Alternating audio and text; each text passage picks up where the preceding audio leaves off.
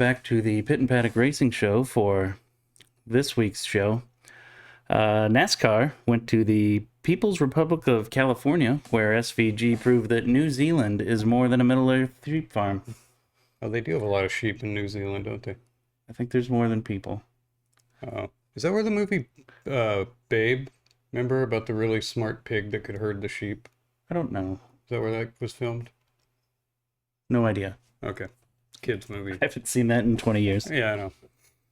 Well, the race started with a land acknowledgement by Mexico's President Sheinbaum and California Governor Gavin Newsom that the ground on which the track is built used to belong to Americans.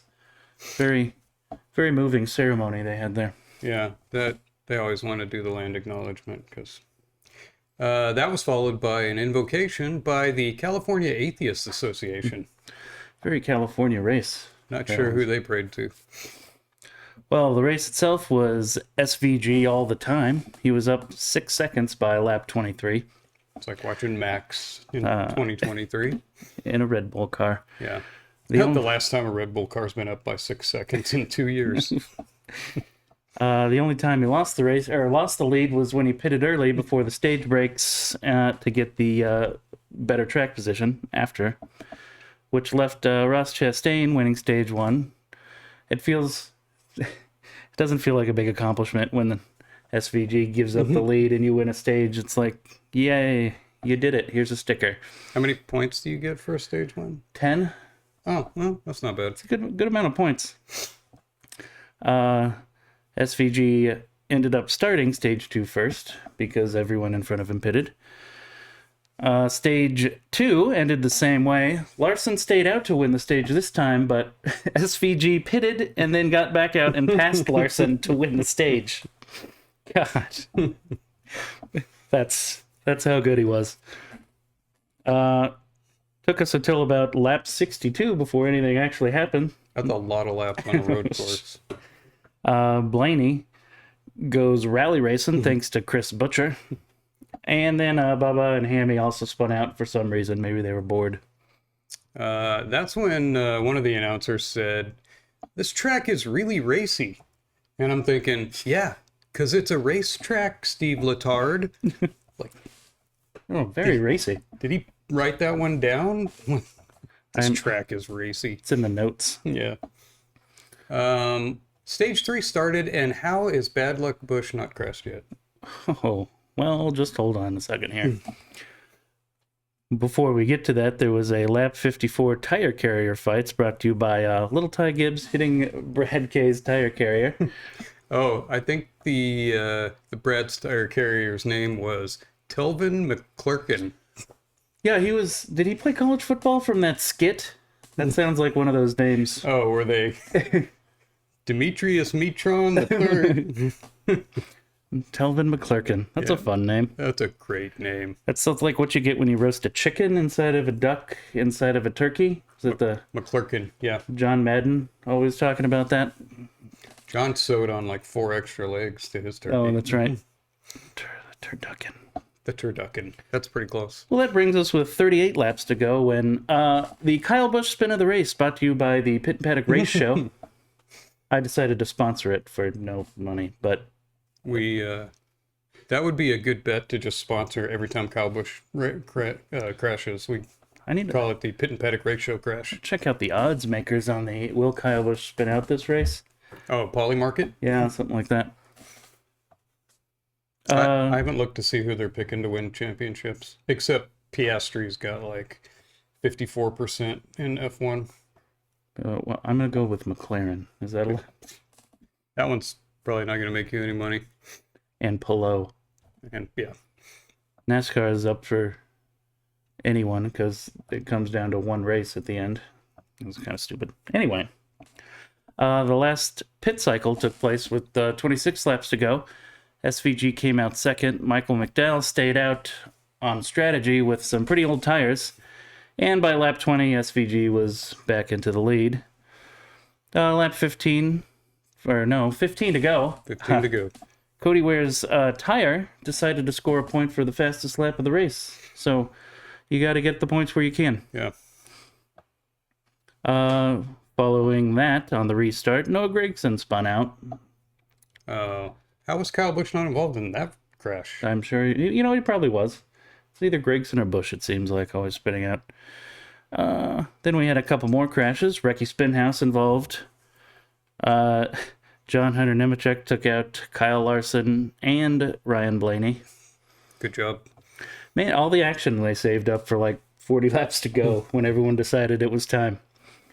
Josh Berry decided that Hocevar was in his way and moved him pretty blatantly. Our sources tell us that Josh Berry is actually fourth cousin to Ricky Stenhouse.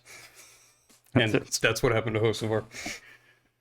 And that took us to the end of the race where there was no doubt at all who was going to win the entire day. SVG finished first, Chase Briscoe second, and Chase Elliott pulled down a top 3. Charging Chase Elliott. Charging. With new tires. He did get new tires, and if it weren't for those endless cautions, he might have had something for second place, but probably not first. Kyle Larson, P35, 2 laps down. Man, he has really gone downhill since he tried to do the IndyCar Atlanta double. Or, no. Charlotte? Charlotte, Yeah. It's bad. He's got like one top 5 finish since then. Yeah, it's like some kind of curse. Maybe, Is that why he said he would not try it again next year? He probably wants a break from it. I mean, Plus, he won this race last year, too, which... Oh, yeah. So he's good at he's this in good track. shape. It's not like Tony Stewart trying to do the double. That's true. He had to go off cheeseburgers for like a month to do that race. Good job, Tony. In other NASCAR news, Front Row and 23XI file for another injunction against NASCAR after being forced to pay California fuel prices for the race weekend. I'd file an injunction against somebody for that too. Nearly bankrupted the entire companies. I went to Nevada. They're like $1 more than Arizona a gallon. I think they must have passed the new fuel tax. They used to be cheaper. Everything used to be cheaper, and they used to not charge you to park places. That's true. I also used to go to Nevada. Yeah. In X Series news, in an effort to help teams save money, NASCAR decided that only SVG and Connor Zilich will be allowed to race at the next road course. Just a general company-wide saving. I'm sure Brad Kozlowski will be happy to hear that. And Denny. Are they the two that said we need less road courses? Yeah. Says the two guys that never finish on the lead lap of a road course. If it wasn't for Connor, the Saturday race would have been an SVG snooze fest also. At least they both need to be in the road course races. Let's do best and worst paint schemes for NASCAR's Sonoma race. Was it Toyota 500? The 200? Gavin Newsom's California Wildfire 350? That's it. That's the one. Let's start off with the good ones. My favorite was Shane Van Winsbergen. I just gave him that nickname. He was in the number 88 Red Bull car, and I just thought it was nice to see a Red Bull car actually winning races. It's been quite a while. Is it true they're talking to Christian Horner for a new pit crew guy? I don't think they need a new one. They seem to be doing fine. My best car was Recky Stenhouse, the number 47 America car. I mean, it's a USA flag. Like, the only thing better was if it was the bicentennial Betsy Ross USA flag. But that's just, you got to go with the America car. I'm sorry, the America car. It's a nice car when it's not wrecking. Yeah. It even looks good when it's in the tires. It's true. My least favorite car was AJ Allmendinger's number 16, Big Sips or something. I thought it was Big Spits for a while. I hope it wasn't. I had to put on sunglasses to look at the picture of the car. It was just like neon everything. Jugs of margaritas or something. I don't even know what it was. It wasn't like Slurpees or something? No, that was a different car. Oh. My worst car, Reddick, in the number 45 Chums Casino car. I mean, that might be the ugliest car of the year right there. It keeps showing up at places. And different drivers, too. I don't know what Chum's Casino is. I thought chum was the, like, dead fish you throw out in Jaws to get the shark to come up. I don't know if I would name my casino after that. That's Chum's. Coming up next for NASCAR is the Dover, Delaware, corporate exodus 400. All the companies moving out of Delaware Yeah. to Texas, Yeah. It was, or moving their incorporation out. Companies actually live there. They just incorporate there. yeah. They call it the Monster Mile. Why is it the Monster Mile? I don't know. It's concrete and it's white. I don't know. They just came up with that name. They even got a little monster guy that statue in the front of it. They couldn't have come up with like the Abominable Mile if it's all white. No, they have to, you need alliteration. Oh, okay. On to IndyCar. After losing Friday practice to tornado warnings, IndyCar raced in Iowa for the new and improved Iowa Farm Subsidy 275s. Brought to you by USAID. The only thing they left in for funding. Yes. Let's keep the IndyCar funding. All right, take out the African AIDS patients, but leave in IndyCar. And the money laundering, get rid of it. Yeah, no more money laundering. So what was improved to make these races better than last year's Snooze Fest? I know they changed the aero package to offset the inside lane repaving for NASCAR. Thanks, NASCAR. And they added an extra 25 miles to the race, 275 instead of 250. I thought it was improved over last year's. Oh, yeah, there was more passing. Not up front, but No, not that much. not a whole lot. Less fans. But I did see two-line racing going on. I mean, they were usually using the upper line for passes, but nobody was staying up there the whole time. You could get up there and make a pass. Yeah. Saturday, race 1. Penske almost shook off its cheater curse with a dominant day by Captain Cheater himself, Joseph Newgarden. But it turns out it was McLaren's turn, with Mexican driver Pato giving us a rare win by someone not named Pablo. The cheater finished second, with Will Plower third. Finally, a Chevy win. But still only 2 wins for American drivers. That is only 2. Yeah. And they're both Captain Kirk. Yep. Pato's North American. Okay, we'll count that. At least he's not a Euro. It was a hard day for Captain Cheater. He dominated the race, but got passed in the pits by O'Ward and just couldn't get back to the front. He was trying to go around him and he just couldn't do it. Still hard to pass for the lead. Yeah, but he went past lots of cars. Colton Herta spun before the first lap of the race. Coming up to the green flag. Coming to the green flag. Just going to get it out of the way right now. Starting like, here we go. Here's a good shot for okay. And we're done. Good job, everybody. He got back on the track, though, just in last. Right? Yeah, I think he lost some laps. Lap 40, Crashmussen decided he was going to drift through turns 1 and 2. That was the longest spin I've ever seen. Lap 75, Jacob is not able. And he gets high and directly into the wall. Followed, on that pit stop is when Connor Daly, who was running, second or third at the time? Daly was running pretty well. Having a really great race. His crew blows the pit stop and he lost 5 spots. And that was about it for him, any shot at the win. Maybe they need to bring in Christian Horner. I mean, Red Bull F1's got pretty good pit stops. They do. I don't know how Horner's setups would be for the oval. No, you can't. You can't have 2 people on each tire. Yeah, you get your 4 tire changers. You get your 4 tire holders. Yeah. You got your 4 tire holders that bring the tire, and then the ones that give it away. The 2 guys that just hold the car steady. Yes. So, and then the supervisor who just kind of looks at the entire pit stop. I think there's like 24 guys on a Formula 1 pit stop. They're very busy. Lap 153, Kyle Kirkwood gets high and into the wall, out of the race. A lot of drivers getting high at this track. Yeah, it's like a marijuana convention or something. Instead of the corn 275, it was the... Everyone gets high. The Mary Jane 275. 42 laps to go. Under green flag pit stops, Pato got by Newgarden after Penske tried the undercut. Didn't work out. Do they not... he kind of came out into traffic. Do they not do math at Penske anymore? They just directly into traffic every time. I mean, a mile oval, it's a little more difficult than a massive road course, but still, it seems like every time they come out in traffic. Yeah. It's like Ferrari. Yeah, they must have Ferrari's pit strategist as an advisor. 27 laps to go. Bugsy Siegel continues to suck, breaks the wall, and they need a red flag to fix it. He was also concussed. I don't think I've seen a wall get broken at a 1 mile track. No, they had to bring in the welder and fix the hole in the wall. That was a hard hit. He wouldn't race Sunday because of the concussion. Wait, who ran whose car on Sunday?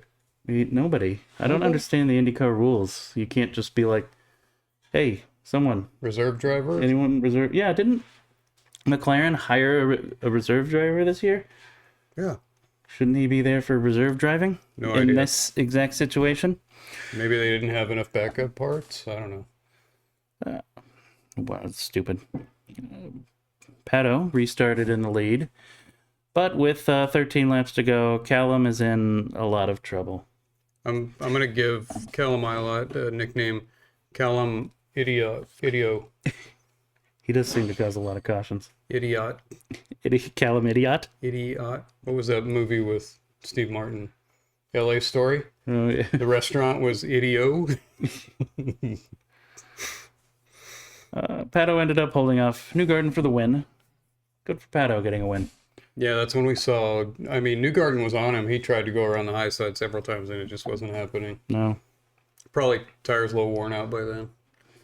I did notice there's some kind of weird connection with Mexican drivers and Kit Kat, because Kit Kat was a big sponsor of Sergio Perez at Red Bull F1. Mm-hmm. And then I noticed O'Ward's got Kit Kat stickers on his helmet too. What's up with Kit Kat in Mexico? I don't know. Are they owned by a Mexican company or something? Must have something to do with tariffs. Kit Kats, we're going to stop making them in Canada and making them in Mexico where they have lower tariffs. But I don't know. Kit Kat likes to sponsor race drivers. I see that. Not enough.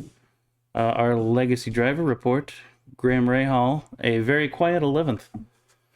And Colton Herta came back for a 13th place finish.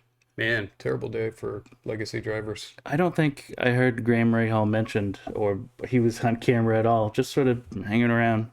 But he finished better than I thought he did at 11th. That's Yeah, almost was in the points for F1. They get points down further in IndyCar. Yeah, I think they do. Although I think everyone gets points. Yeah. It's like NASCAR. Or a gold star sticker. Moving on to race 2 on Sunday. After finally getting a break from Ganassi wins on Saturday, Sunday was back to normal with another Ganassi 1-2 finish with Pablo and Sneaky Scott Dixon. Armstrong managed third for Oscar Mayer Shank Racing. I kind of like that team name. Yeah, I like Oscar Mayer Shank. It was an even worse day for Captain Cheater Newgarden. This time he really dominated, but got caught by a yellow flag while he was in the pits twice, not once. Like he got caught the first time, and then he came out and made it back to the lead, and then he got caught again, and then there was not enough laps left, and he couldn't get back. Like who gets caught twice? Like there is man. Penske curse is this year or something. That was just. You can't even get that unlucky that twice. The cheater curse, that's what they get. Yeah, the cheater curse and strong. So, I mean, when you're at a 1 mile track like that, you lose 1.5 laps when you're in the pits under green. It's got to be, even if you have a perfect pit stop, you're still losing a lap. If you mess up, that's probably 2 laps. Good thing they don't race at the half-mile track. What a disaster. I'd love to see it. Bristol? Yeah. Bristol. But put some kind of bumpers on the cars. Those big, stupid rear wheel guards they used to have on them. God, that was the ugliest Indy car in all of history. Ugh. The race started out on lap 5 with Devlin taking out Scotty Mack again. Oh, they have a history together. They're like Ricky Stenhouse and Hocevar. That's true. Yeah, they do. With Scotty Mack being Ricky Stenhouse. Or S-Mac, as I call him. Smack. Smack. Yeah. By lap 20, Will Power was out of the race. And we were down to 1 Penske again. Again, the curse. Lap 50, we got our Stingray Rob crash of the week. That's like the Kyle Busch crash of the week, right? It's pretty close. On lap 65, Joseph Newgarden ended up passing Pablo. Yeah, because Pablo started on pole, but man, Newgarden charged past him. Well, 65 lap. He was on his tail the whole time, and he finally got past. At this point, I want to outlaw the term masterclass, right? I'm looking at you, Will Buxom. Oh, man. I think I started noticing that word like thermal. The second race of the year when he started saying masterclass, usually in reference to Pablo's race. And then who's the other? I hear it in The Formula other 1. announcer does it too. Yeah, F1 guys do it. I don't know if I've heard NASCAR guys do it, but I'm sure somebody said it about SVG at some point. Well, don't tell him about the word, or else you're gonna hear it. Oh, yeah. Lap 130, Marcus Ericsson crashes while Newgarden is in the pits for the first time. That was the first bad luck, which he overcame quite impressively. He did come back. Lap 176 is your Callum crashes a lot race of the weekend. The Kyle Busch of Yeah, Indycar. he's the guy. That's second race in a row. Except Kyle Busch actually had some winning seasons versus Callum Idiot. Callum is not. Who names their child Callum? What kind of name is that? Sounds British. Oh, yeah, that does, huh? It just makes me think of bad teeth, so... 35 laps to go. Pablo and Newgarden are battling for the lead. And Captain Cheater comes out first. That's when I noticed instead of the wife cam, they had the mom cam. Did you see it? Were they doing mom cam this week? Yeah. I don't know does Newgarden have a wife? Yes. Oh, well, they were doing mom cam and not wife cam. Oh, well. I guess we were getting bored there in the box. Yeah. As he's passing, let's show the mom in a smaller box on the screen, because that's what I really want to see. I could care less what anyone on the box is doing at any given time. Yeah. 22 laps to go. Colton Herta blows a right front. Yeah, a bit of an Andretti pattern. And Newgarden was caught in the pits for the second time. That was the killer. Did every Andretti car suffer tire blowouts? I think over the course of the weekend, all of them blew a tire. Every single time. And the race ended with Pablo getting the win, Sneaky Scott second, Armstrong third. Yay. Nice to see Pablo in victory lane. It's been, what has it been, weeks? A whole week? A whole week? 2 weeks? No, this is 2 in a row. It's been a whole week since we saw Pablo. Yeah, well, he didn't win yesterday. I'm tired of hearing that high-pitched puberty voice say, way to go, guys. Way to go, guys. Was Graham Rahal even mentioned during this race either? Remember how you said the good thing about the double race is when Graham doesn't do good on Saturday, you can watch him not do good on Sunday? So he did worse. 19 and Herta 20. So both legacy drivers. Just another bad week for legacy drivers. Yep. Remember when Herta was supposed to be going to F1? He was that good? He was doing great for a while. He was almost winning races. Maybe he needs to move over to Ganassi. I think so. Let's have some inside analysis. Why IndyCar's Ganassi keeps winning. The truth is that most of the races are won by Ganassi or Penske. Last year, Ganassi or Penske won 13 out of 17 races. 2023, 14 out of 17 races. 2022, 13 out of 17 races. Every once in a while, a McLaren or an Andretti gets thrown in to win a race. But it's pretty much all Ganassi or Penske. So when you have Penske having a cursed year, all the races go to Ganassi. With one or two going to Andretti and one to McLaren. Yeah. Yeah, what are they? Is it only 3 that are not Ganassi this year? Yeah. So, yeah, until Penske gets their act together, it's going to be Ganassi 90% of the time. You'd think another team would step up a little bit more, but nope. Why can't any of the other teams seem to step up and win like Penske and Ganassi? I don't know. You'd think Andretti would have the funding for it. Yeah. Yeah, let's ask Graham Rahal that question when he comes on the show. Dear Graham, how come you guys suck so much? I'm sure he'll be excited to answer that one. Now, have you thought about not sucking so much? Have you considered that? Yeah, that'd be a good strategy. Why did you hang up? You know, it looked like they sold maybe 6, 7 seats on there. Man, that was rough. Yeah. That was a terrible crowd. And IndyCar's probably losing another oval after this year. I heard a lot of the crowd had driven in on Andretti tires, so that's most of them were probably just on the side of the road. Ah. Didn't make it to the track. That makes sense. Yeah. In other IndyCar news, Stingray Rob's hauler burned down on the drive home, but don't worry, it still finished higher than Stingray. So that's good news at least. Good job, Stingray hauler. Next up for IndyCar, next weekend, by the way, we're headed to Toronto for the Tariff Grand Prix.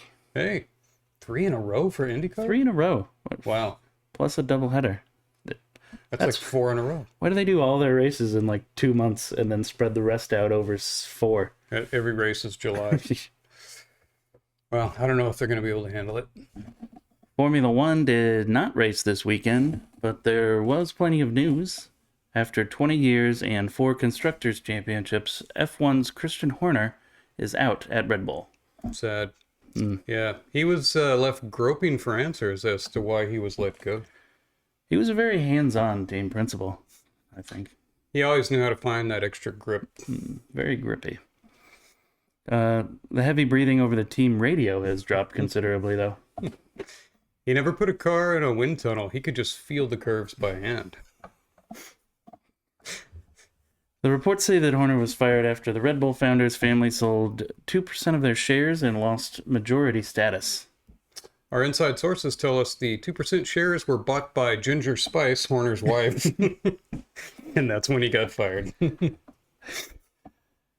When asked what's next, Horner said he's going to be putting some feelers out. Good job. So we'll look for that later. I'd like to see him come to IndyCar. That would be interesting. NASCAR. We're going to run around the Red Bull team for NASCAR. Oh, NASCAR would be even more fun. Sources say that Apple TV is likely to win the F1 rights for 2026. They also say that F1 TV is likely to stay active in the U.S. even if Apple wins. So, That's great news. because I'm not watching Apple. That's a pretty weird thing for a streaming service to buy the rights and then allow it to be streamed elsewhere. Oh, For Formula One's like, no, we got a lot of subscribers. We're not giving that up. Coming up next for Formula One, a week off, and then on to Belgium. The country that was invented by World War One. Yeah, just like most of the Middle East. Oh, yeah. Donald Trump has put forward a bill that makes the $9.4 billion in Doge cuts permanent. All the senators that vote no will be replaced with an AI trained by his Truth Social posts. Oh, I'm sure that will work out well. Thank you for your attention to this matter. Yeah, there won't be any judges putting an injunction against his AI replacement plan. After determining that the Earth's rotation is increasing in speed, scientists have shortened the day July 9th by 1.4 milliseconds. Actor Leonardo DiCaprio was seen mourning at the decrease in the number of 22-year-old women that were now eligible for him to date. A very sad day for him. Yeah. I mean, worldwide, how many women did he just lose to this? It's got to be like in the hundreds. Yeah. I mean, and most of the world's birth rates are going down. He's running out of 22-year-olds. It's too bad. How is he going to live? I don't know. That's it for this week. Next week, we've got IndyCar again, shockingly. And there's always NASCAR. Always NASCAR.